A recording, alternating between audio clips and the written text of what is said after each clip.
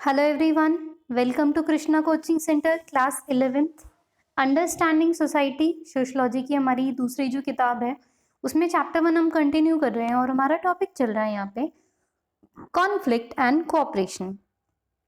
सो ये चीज़ बहुत इंपॉर्टेंट है अंडरस्टैंड करने के लिए कि कॉन्फ्लिक्ट जो है ना वो डिस्कॉर्ड कब बनेगा। डिस्कॉर्ड का मतलब क्या होता है, लाइक स्ट्रॉन्ग डिसएग्रीमेंट जिसपे लड़ाई वगैरह भी हो सकती है, या एक तरीके से क्लैश का सिचुएशन कब बनेगा जब कॉन्फ्लिक्ट को ओपनली एक्सप्रेस किया जाए।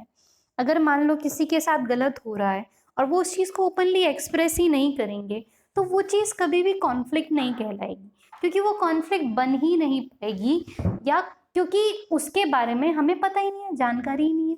जैसे एग्जिस्टेंस ऑफ पीजेंट मूवमेंट, ये क्या था, एक overt expression of deep rooted conflict over land resources, कि जो हमारे लाइक पीजेंट्स थे उन्हें लगा चीज़ें गलत हो रही है और उन्होंने इस चीज़ के बारे में ओपनली बोला, इसीलिए इस चीज़ को हम क्या बोल देते हैं, कॉन्फ्लिक्ट बोल देते हैं। But the absence of movement does not imply the absence of a conflict, hence this chapter has emphasized the relationship between the conflict, involuntary cooperation and resistance.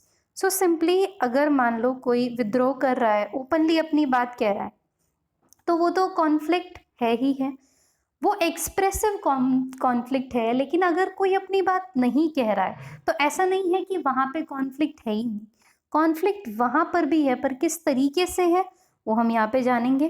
तो 3 बेसिक शब्द यहाँ पे आप समझोगे, that is conflict, involuntary cooperation and resistance.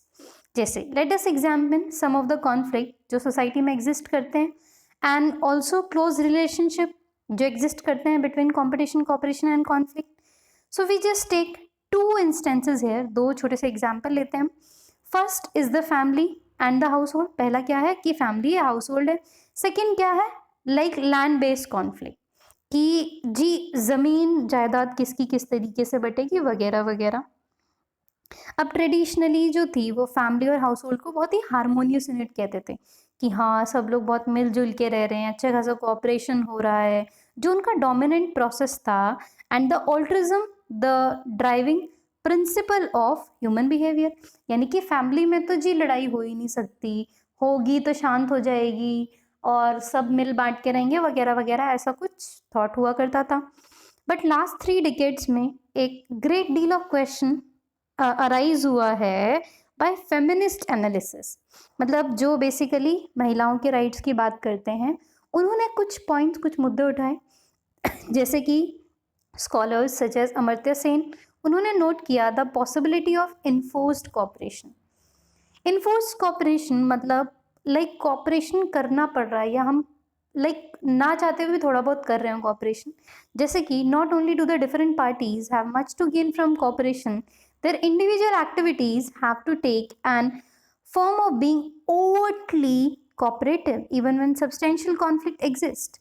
So ये समझाने की क्या कोशिश कर रहे हैं कि कई बार क्या होता है कि जी कॉन्फ्लिक्ट के मुद्दे होते हैं, कॉन्फ्लिक्ट होता भी है, लेकिन फिर भी उस चीज़ को क्या करा जाता है, दबा के रखा जाता है, बचा के रखा जाता है, ताकि लड़ाई झगड़े ना हो, इन सब चीज़ों से बचा जा सके। Although जो serious conflict of interest है, it may be involved with the choice of social technology, the nature of family organization requires that these conflict be molded in general format of cooperation with conflict treated as aberration or deviant behavior.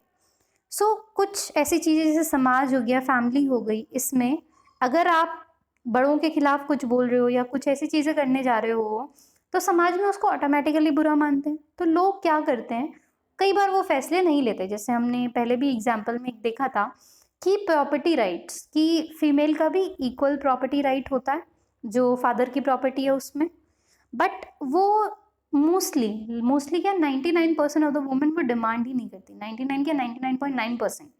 Y? क्योंकि उनको लगता है कि इससे उनके भाई के साथ रिलेशन खराब हो जाएंगे, पेरेंट्स के साथ रिलेशन खराब हो जाएंगे, समाज उन्हें अच्छी नज़रों से नहीं देखेगा कि भाई का हक ले रही है। तो इन सब चीज़ों की वजह से वो केस फाइल ही नहीं करते। मतलब ऐसा नहीं है कि उनके दिमाग में कभी आता नहीं होगा, कॉन्फ्लिक्ट का मुद्दा ये हो सकता है, कॉन्फ्लिक्ट का मुद्दा ये डेफिनेटली क्या कर सकता है, बन सकता है, लेकिन फिर भी वो क्या करते हैं, इन टॉपिक से कंपैरेटिवली दूर रहते हैं। कि जी हमें थोड़ी बहुत शांति वाला जीवन बिताना है तो शांति से सारे काम करेंगे. So, since conflict is often not overtly expressed, it has been found that subaltern and subordinate section, whether women in household या peasant जो agrarian society में है, वो एक कोऑपरेशन करने का ट्राई करते हैं क्योंकि कहीं ना लगता है कि वो थोड़े वीक हैं, वो ये सब नहीं कर सकते या नहीं करना चाहते. So findings of many sociological studies seem to suggest that the covert conflict and the overt cooperation is common.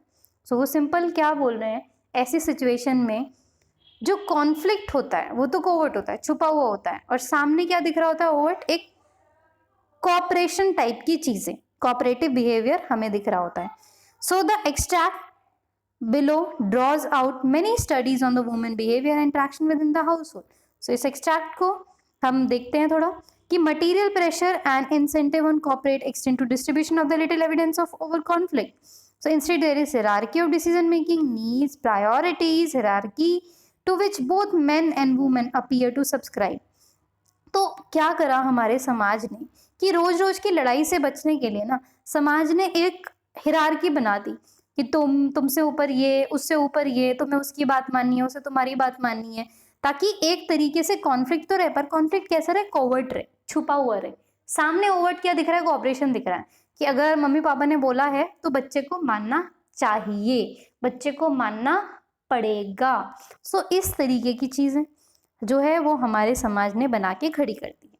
सो इस पार्ट को हम यहीं तक रखते हैं, इसका अगला पार्ट हम कवर करेंगे अपनी अगली वीडियो में. So thank you so much, I will meet you all in my next video. Thank you.